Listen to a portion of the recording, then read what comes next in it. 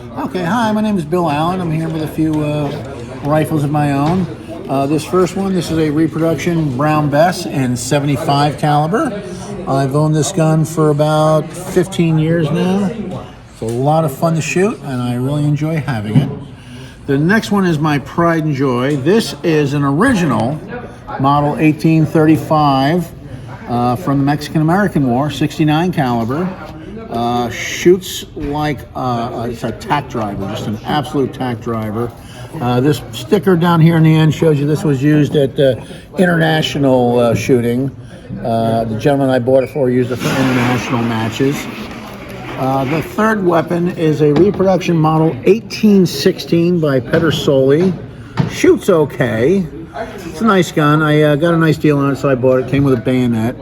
And the very last gun here is my absolute favorite. This is my reproduction Charleville, also 69 caliber. You can see the design similarities here between this and this.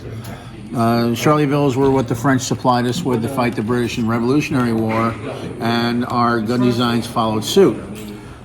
And that's the end.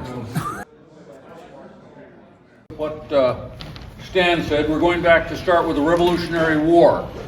And we're going to talk about the parallel development of rifles until they got to the point where, with the advent of the mini ball, you could create a rifled musket, combining the benefits of the two firearms that have been standard through most of history up until about, say, 1850. So, Gary's leaving me to start on this thing. I'm going to start with the rifles that were available to the colonists during the Revolutionary War. To my knowledge, there was no arsenal making rifles. You had, this is an example of a short Pennsylvania rifle, sort of based on a Jaeger, flintlock. It was one of the types of arms that were carried by the colonists. You also had the Pennsylvania long rifle, which would have been in the hands of a lot of the colonists.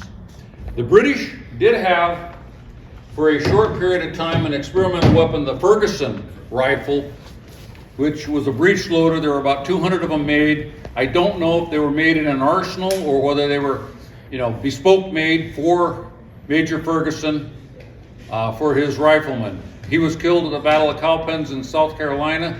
His unit was disbanded and the weapons withdrawn from service. So the British Army was then back to muskets.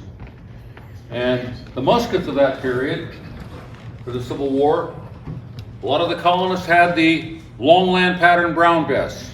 This was the weapon they used during the French and Indian War. There were leftovers at the end of the French and Indian War.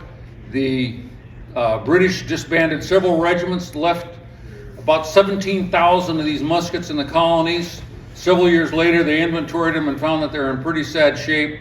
Most of them were taken back to England, disassembled, but there were 6,000 to 8,000 that were distributed among the various towns and villages to augment their militia. The Battle of Lexington and Concord was fought because the British from Boston were going up to Concord to recover the stand of arms that they'd left there for the benefit of the Concord militia. So, in addition to the Brown Bess, the colonists also had several of the French model 1728 or 1727 Charlevilles, which the French army was using during the French and Indian War. Those were captured battlefield pickups which the colonists would use. We get to 1775. The colonies, with their committees of safety in each town and village, realized that they're not going to have sufficient military arms to fight with the British Army, even though you had your local militias, requirements for each male, 16 to 50 or 60 to show up on call with a musket, a pound of powder, a pound of lead, and some sort of a hand fighting tool if their long arm wouldn't take a bayonet. You had families of multiple, it would be not unusual to have 6 sons in a family, so you'd have an official militia requirement for 7 long arms. Most families couldn't support this, so they needed different augmentations. Again, the British leaving those muskets from the French and Indian War disbanded regiments. As part of that, the committees of safety asked local gunsmiths to put together guns from available parts. And I've got 3 examples here of different muskets. This one looks pretty much like a standard brown vest, but it's got a European lock that's got a built-in flash guard on it, which is unusual for that time. Some regiments did do the flash guards, but as an augmentation. I've got another musket here that's got one added to it. But this would be an example of a Committee of Safety musket, but it looks pretty much like a shortland pattern brown vest. So this is one example. This one happens to be one of my favorites. It's a quick look. It looks sort of like a brown vest, but it's got a French 1727 barrel on it from the augmented or the octagonal shape going down to a circular, a round bore there. It's got a civilian lock. It's only like, if you can see this, it's only about a 1/2 inch wide. Most military muskets at that time were 1 inch to 1 1/4 inches wide. So this is a obviously pieced together parts gun, we'd call them nowadays, but it's put together in what I call a British style with a French barrel. British style being they solder or weld a tab to the bottom of the barrel and then affix the barrel to the stock by driving a pin through the stock through a hole in that tab to hold the barrel and the stock together. This is another Committee of Safety musket put together in what I call a French style, where they used barrel bands on it. Easier to take apart and clean. And you'll see this style through most of the U.S. weapons that were discussed. But this has now got a British barrel on it. It's 79 caliber rather than, or sorry, 75 caliber rather than a 69 caliber that you'd find in a French musket. It's got an unmarked lock, but it's got a barrel that's proof marked for England. So we know it's a British barrel put together with a French stock, French style hardware, an unknown lock. Again, a parts weapon for the use of the colonies.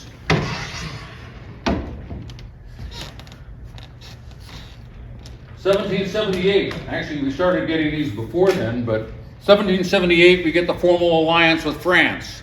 They start sending us arms and equipment. They sent about 80,000 of this Charleville. It's a model 1763/66 and 69 caliber. It's what the Continental Army was armed with. And you can see again the French style, the barrel bands and all. And this was the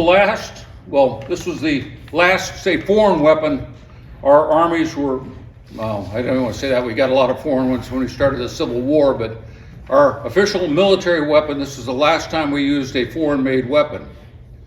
We then got to the model 1795, which is the first Springfield arsenal weapon. And if you look at this, outside of one's dark and pitted, it was a barn find.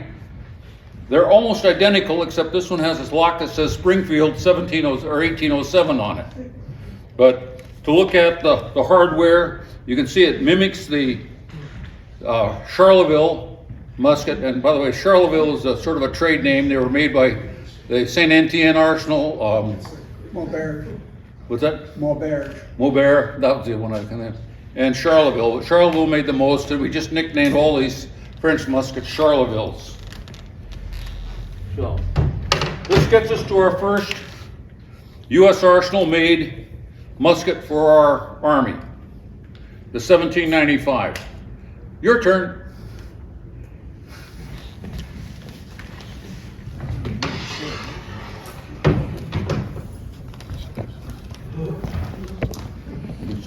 I have to unwind.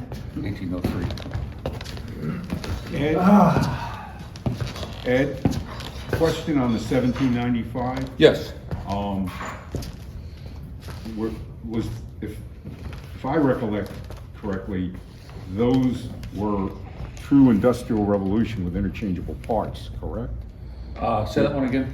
They had interchangeable parts because it's after the industrial revolution. No. No. These were Those were still almost, they would be, made to a pattern, but they still had to be hand fitted by a gunsmith. Until we get to another rifle, we'll get to a rifle over here, the whole rifle. That's when you first got to the so-called standardized parts. Thank you. 1795. These changed just a little bit.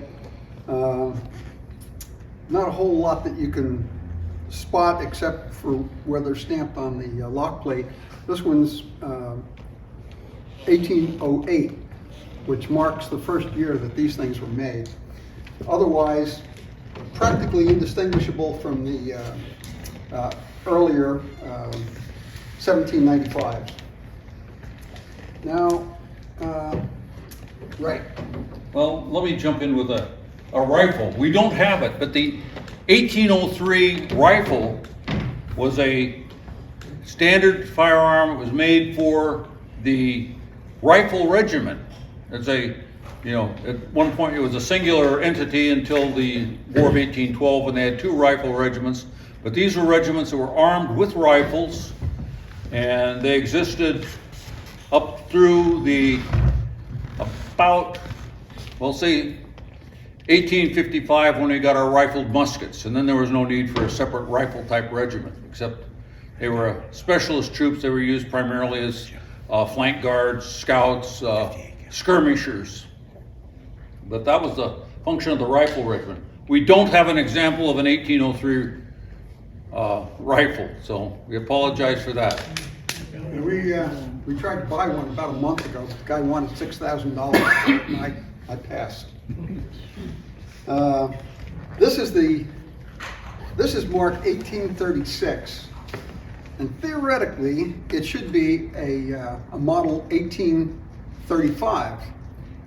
There is an 1835 back there on the table next to the winner of tonight's money prize, and you can tell the big difference with that particular piece. It's just a little bit more robust than the earlier Type 1 and Type 2 1816 muskets. As a matter of fact, if you try doing a parts replacement using a Springfield and a Harper's Ferry, it doesn't work. The Harper's Ferries are just a little bit more robust than the Springfield weapons. I don't know why that is, but it is. This one's made by Whitney. A way to really spot a real 35, as opposed to, let's say, a second iteration 1822, 1816 musket, is this little bit here in the lock. This one looks like a little bit of a outline of a tomato or maybe a rough heart. When you see a real 1835, and they're very, very rare, this will be round, completely round. And there's a little bit different shape to the hammer. But if you find one, and you find it for less than $3,000, you're doing really well. This is an 1816 with what they call a Belgian conversion. They didn't put a bolster in here. They just sort of chopped off the frizzen band, and they tapped out the barrel, and they put the nipple right into the barrel. So you find these in two iterations. One, what's called the Belgian conversion, and the other one with a bolster conversion. But that was a way of modernizing a flint weapon. This one's marked, oh geez, what is it marked? Oh. I can't really tell. It's made in Springfield. Oh, this is a 1832.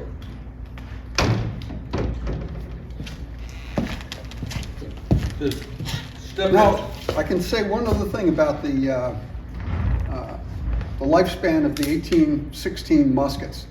They were the most prolific musket ever made for the U.S. Army. Between 675 and 700,000 of these guns were made. That's a lot of guns. So if anybody ever tells you that in early America there weren't a lot of guns around, and that's what the anti-gunners will like to say, well, you know, there's really no point in saying everybody having Second Amendment because their ancestors didn't have a lot of guns. No, this place was shitload with guns. They jumped from my own for my whole life. No. Yeah, maybe we will. You want it? Go ahead. This one is a Hall rifle. It's stamped 1842 Harper's Ferry. The original version of this was made in 1819. It was a model 1819. It was a flintlock weapon. And the way it works, it's a breech loader. Push the lever here, the rear flops up, put your powder in, put your ball in, close it down. You don't have to worry about forcing the ball down on the rifling to engage the rifling. It's done for you. The originals, a pan with flint up here. A lot of them were then converted merely by replacing the breech block. Although you can tell there's a couple different differences on this release lever. This one's called a fishtail. It looks sort of like a whale's tail. The originals had almost like a reverse trigger, just to pop it down. But this is sort of my favorite because I didn't really realize that we had breech loaders back in the early 1800s. Hall got his first patent in 1811, made civilian type weapons, for using this mechanism, got it adopted by the Army for the model of 1819, and that replaced the 1803 rifle for the rifle regiments. And like I said, this was made clear up into 1842. They went a little bit longer. They would have existed until we got our rifled muskets, when it eliminated the need for these. A couple of technological advances that I want to point out that really made changes in the weapons. We had the percussion cap development starting to be adopted by the military services in the late 1830s, 1840s. Our first percussion musket was the 1855. I say that, but the Hall actually was using percussion earlier, but the standard musket, the 1855, became the rifled musket rather than a rifle. Anybody know what the mini ball? Colonel Minier. This, I'll pass it around. This is a 58 caliber mini ball. As you notice, a hollow cavity at the bottom. It was designed by Thomas Minet in about 1848. Thomas Burton at the Harper's Ferry Arsenal started working further development on it. And quite honestly, I think these should all be called Burton balls rather than mini balls because it was his design. The Minet ball actually had a steel or wood insert inside that was, when the gun fired, pushed in and caused the cavity to expand. Just the gunpowder firing alone did that. I'm sure you've seen those. But the development of the mini ball allowed the development of the rifled musket. The percussion cap allowed the faster firing, getting away from the flint, more reliable firing, and that got us into our various muskets, or various rifles. I mean, another example of a rifle is the Mississippi rifle of 1841, usually identified by the patch box on the side. Percussion also. I always thought Mississippi meant it was made in Mississippi or something. It turns out that it was Jefferson Davis commanded a unit called the Mississippi Rifles during the Mexican-American War, and it got the nickname Mississippi Rifle from the unit it was assigned to, rather than where it was made. Now, a lot of the Mississippis wound up in the hands of Confederates, and that was because of somebody who worked for the federal government by the name of Jefferson Davis. He knew bad things were coming down the pike, and because he was a Southerner, he made sure that a lot of them got shipped to armories down in the South. Now, the second attempt by the United States government to issue rifles rather than smoothbore muskets to their troops was what's called the common rifle, also known as the Derringer rifle. These were first contracted in 1814. This is known as the model of 1817, but they didn't really get into the hands of American troops let's say, light troops until 1820. So their history is kind of spotty because the early guns had, rifles had a patch box for what they called your patches or your grease. This one, this was designed with a patch box. However, if you find these things, you'll look inside and you won't find any real evidence of grease because they just weren't used that way. This particular piece is a 54 caliber, and some of them were converted, but basically a lot of them stayed in flint. A lot of them you find that are converted were converted in the South, and you have those that went into an arsenal and were converted, and then after the war you had people that made shotguns out of them. This is one that's still in its original flint and managed to survive in pretty good shape too. The last that anybody knows that these actually were in service were in California. They were found in an arsenal there in 1864. Yeah, so they had a pretty good lifespan. And I believe there were about 34,000 of these made. Gary, what kind of sights were on that rifle? It's just an open iron sight.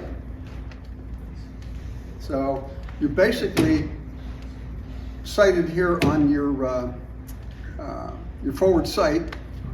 It looks pretty much like what you might find on a Civil War musket, and it's really handy. It's light, and I like it.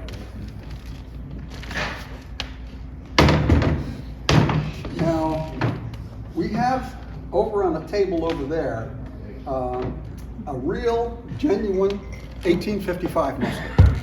Now, that was a lot of development about prior to the Civil War, and they came up with this idea of a Maynard tape primer.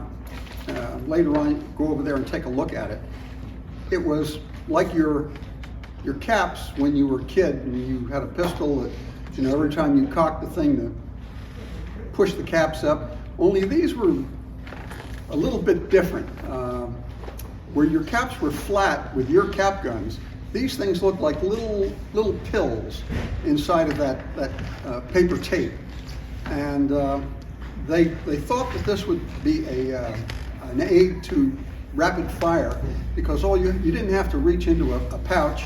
By this time, cap lock weapons were pretty common. That had started back in 1841 with your Mississippi, your 1842 musket, and which we'll bring one up here in a second. Unfortunately, the papers tended to tear. They were exposed to dampness, especially if you're trying to fight in a rainstorm. And they said, this really sucks. We're not going to do that. So in 1861, they came out with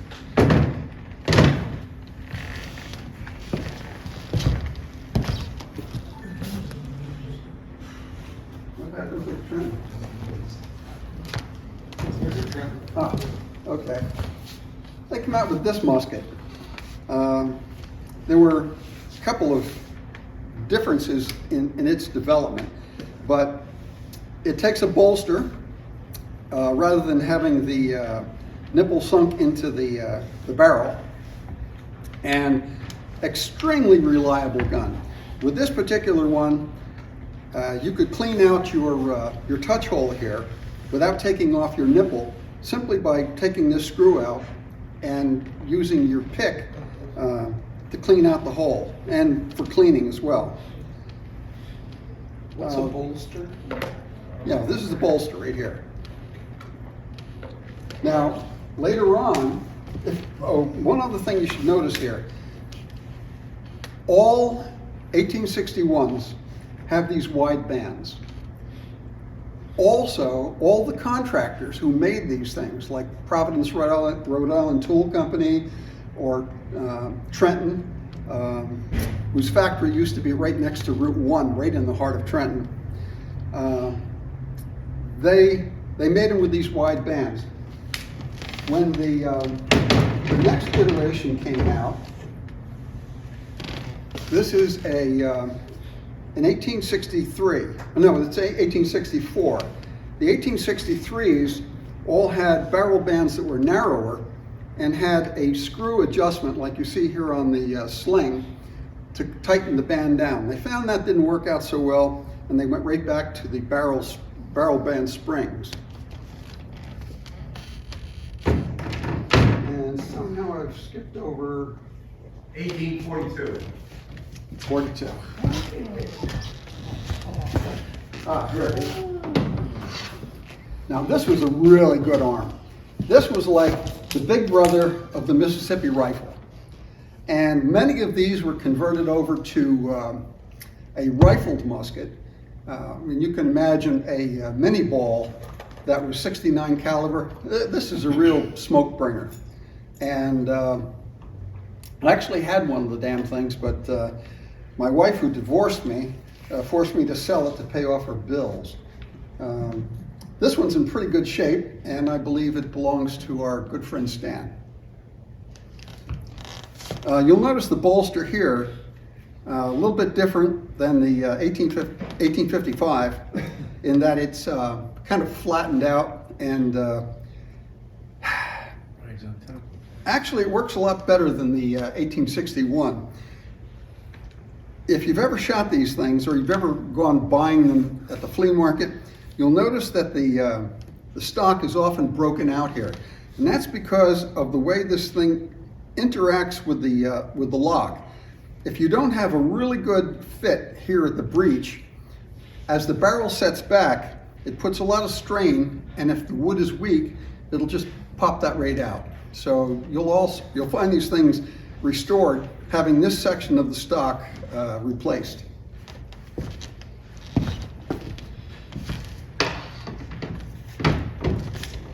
And That just about covers us up through the Civil War. A couple questions. I've differentiated, or we started differentiating between rifles and muskets.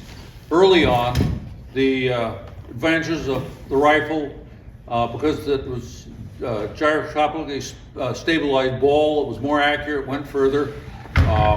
Question I usually get when I'm talking to a bunch of kids is, why didn't they arm everybody with rifles if they were so much more accurate and you could shoot your enemy at 200 yards rather than 80 yards with a musket? The answer is it takes about a minute to load a rifle. It's not a breech-loading rifle. Everybody familiar with the process that goes to loading a musket, a rifle? I got my handy dandy starter here. You know, you put the ball on top with a patch, take the starter, give it a whack, take this, drive it down further, then you take your ramrod and continue to drive it down. It takes about a minute to load a rifle, where a musket can be loaded in 15 to 20 seconds. So, anybody got questions now on what we've... There's one other thing about the rifle. Rifles were a lot more expensive to make, and so they figured, well, if we're going to arm a mass of troops, we want something that we can make quickly, cheaply, and if it gets destroyed, well, we didn't lose a lot of money. And the other reason,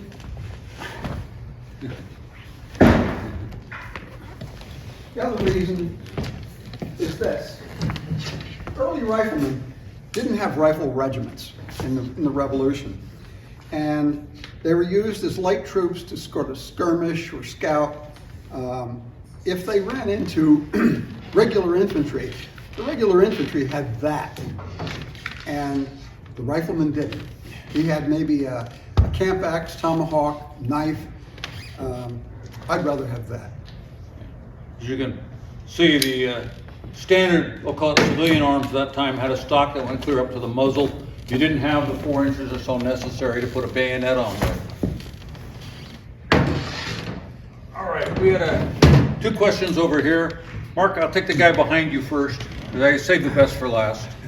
Tell us about the size of the patch that you need for the caliber, and also powder charge. You know, does one size fits all, and also how do you wrap up the patch in the ball? Okay, it depends on what weapon you're using. If you're using a musket, you need a patch that will at least cover half the size of the ball, so the ball would be contained within the patch as it goes down the barrel. The size of the patch, they come in various thicknesses of different materials. That becomes dependent upon the true size of your barrel, the cast size of your ball. If your ball is a couple thousandths smaller than the barrel, you need a patch that's a couple thousandths thicker than you normally have. So it's truly an adjustable thing that you've got to work out over time as to what works best. When you say workout, do you mean like as far as it just functioning, or as far as like, you know, your accuracy? Accuracy. Okay. Do you reload at all? I do. Okay. You know that on a cartridge gun, you can reload to maximize the effectiveness of your, by adjusting powder charge a little bit, different bullet weights. You know, you'll find the magic combination, hopefully, where your groups go from this to this. Right. Sure. That's kind of where my question came from. And A lot of precision with, rifle with the reloading rifle, experience. it's the same process. Okay. So, Mark, you had a question. Well, did Gary want to illustrate something Well, first? Ed was talking about the process of loading your piece.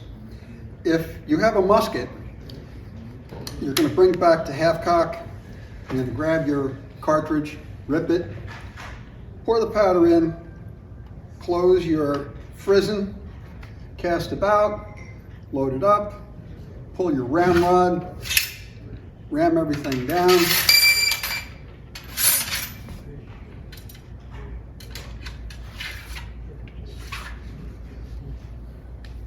Come to the ready, present, fire. With the rifle, a little bit different.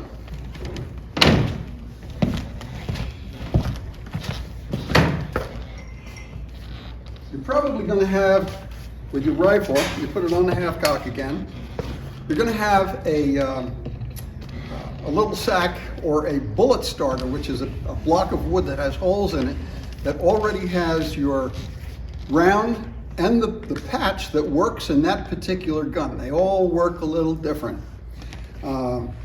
So you're not going to play with your priming at this point. You're still going to be closed up. So you take, and like with this, you put your ball and patch from your block, which we don't have here. Powder first. Right. Powder first, definitely. Powder first. You put the ball in, you start it, you make sure it's really down there. You pull this out, you ram it down. And what about that priming? That's what you have in a smaller horn than you have for charging the piece. And it'll fit inside, just in your palm. You put the powder in there, close it up, fully cock, make ready, fire, and you go. Now, why did I do that last with the priming? I did it that way because, remember, we have a patch ball here. And when you ram that down, for those of you who are in the artillery, it's called obturation. When the shot is fired, you get forward obturation. With ramming that ball down, you get rearward obturation. So if you load your priming pan first, all that air that you're pushing ahead is blowing all of the powder out of your pan. That happened with us up at the range that Stan takes us to. And I'm going, I know I put it in there. It was being blown out each time. So I just wanted to comment about Ferguson and his rifle. Yeah. You mentioned that he was killed at Cowpens. He was killed at Kings Mountain. And his rifle company was in action at Brandywine, and when Ferguson was seriously wounded at Brandywine, since Howe hated the rifle, he had them withdrawn and taken away from his men. And when Ferguson was at Kings Mountain, he was fighting with a loyalist battalion of musketmen. Now, also, I believe those were Arsenal-made experimental rifles, and I believe they were stamped Tower. There's an original at Kings Mountain National Park, and I believe there's another original, or it's a reproduction, at Morristown National Park. It's an original? It's a Morristown National Park behind Washington's headquarters. There's one in the case, and you can see it. Morristown used to have 2 Fergusons back in the 1960s. One of them disappeared. Mark, thank you for that, but that's education I'm learning, so thank you. The Ferguson's a very neat weapon, Any- way ahead of its time. Yeah. Any other questions? Yes, Will? A couple of years ago, I read an article about a fellow, he had a reproduction Ferguson. And he said it was good for the first few shots. After that, it got very, very difficult to load. And during the engagements in the Revolutionary War, a lot of the Ferguson rifles were muzzle loaded because of the difficulty. The breech mechanism was a screw that was perpendicular to the bore of the barrel, and the lever that operated the screw was the trigger guard. So a complete revolution of the trigger guard dropped the breech block so that you could load powder. Well, that got so fouled that it got very, very difficult to actually operate the thing. And he said it really wasn't a very good mechanism. Now, I don't know if he was using an original or a repro, but I saw a repro for sale this past summer at the Forks of the Delaware. I'm pretty sure it was a repro. Anyway, I don't think it was an original. It didn't have a price tag to, it was like $2,700. I think an original would sell for a lot more than that. I've heard prices of kits to make your own Ferguson that are Yeah. 2,000. Yeah, Plus. I believe that would probably be. Any what those more were. questions? Yes. You know, you're talking about shooting the smoothbore musket. The North-South Skirmish Association now has a lot of competition shooting smoothbore muskets at 25 and 50 yards. And the accuracy is uncanny with no rear sight. And they're shooting the center out at 25 yards, and at 50 they're doing very well. I talked to a number of the guys that shoot mostly 69 caliber, and they don't patch. They use a loose ball, but it's usually a fairly snug fit. Some of them roll them in an undersized ball with a wood rasp to raise, and then they dip it in a lube, you know, secret lube, usually beeswax or tallow and something like that, and they'll load and fire that. And they're doing amazingly well. It's almost unbelievable how well they do. Yeah. I mean, we being the 3rd New Jersey had live fire shoots up at Cherry Ridge, and with the muskets, we can shoot the 25 yards. We'll shoot, you know, groups that are about like. About the size of a Coke can. Any more questions? Yes. Yeah, the one rifle, the last one that you picked up, it looks like the Tiger Maple. Say again? The one that looks like the Tiger Maple? This one. Yeah, the striped. All right, so what was the story with the really beautiful guns like that? This is, About 1810, say again? about 1810. But no, Gary says it's about 1810 from the style of Pennsylvania. We actually bought it at Dixon's Gun Fair 6 years ago. About that. So, Well, like a really pretty gun like that. Yeah. Would that go to an officer or regular infantry? Most of the weapons, the rifles were individually owned, and it would be, not that it would be issued to an officer because it was a fancy looking gun. It was, the gun that, he'd had from his family or through his family. Like we say, the rifles are, several times more expensive than a musket, just because of the thickness of the barrel and the rifling process that goes through it. During the Revolution, General Washington didn't want his officers handling pistols or muskets because he didn't want them screwing around with a gun when they're supposed to be directing their men. So he said, you can have a sword, you can have a spontoon, but no musket. Go out there and manage. Mark? I believe the gunsmith at Colonial Williamsburg said that a Pennsylvania long rifle would cost the equivalent difference. Again, we're talking about marksmanship.